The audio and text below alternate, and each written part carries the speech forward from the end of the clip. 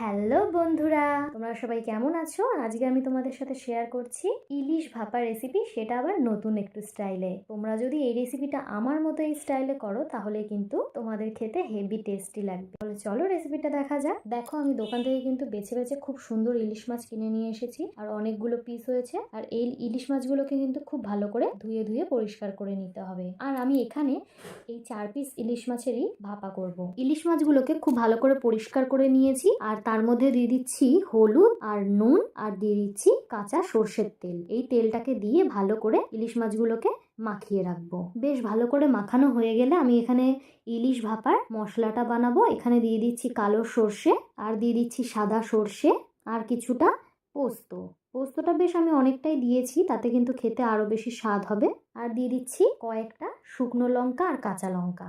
এগুলো দিয়ে এই মশলাটাকে আমি ভালো করে পেস্ট করে নেব। ইলিশ মাছে আমি নুন হলুদ মাখিয়ে রেখেছিলাম, এরপর এই মশলার পেস্টটা এই ইলিশ মাছের মধ্যে আমি ঢেলে দিলাম। একটু মাখিয়ে নেব, আর দিয়ে দিচ্ছে আরও কিছুটা সর্ষের তেল। সর্ষের তেলটা কিন্তু বেশি করে দেবে, তাতে যত বেশি ঝাঁঝ হবে তত বেশি খেতে স্বাদ হবে। দেখো, আমি এখানে বেশ ভালো করে মাখিয়ে নিচ্ছি। এরপর আমি গ্যাসের মধ্যে কড়াই গরম হতে বসিয়ে দিয়েছি, আর ঢেলে দিচ্ছি কিছুটা সর্ষের তেল। সর্ষের তেল ঢেলে দেওয়ার পর সর্ষের তেলটা যেই গরম হয়ে যাবে, এর মধ্যে আমি দিয়ে দিচ্ছি তেজপাতা আর শুকনো লঙ্কা ফোড়ন, আর দিয়ে দিচ্ছি গোটা জিরে। দিয়ে বেশ ভালো করে নেড়ে চেড়ে নেব।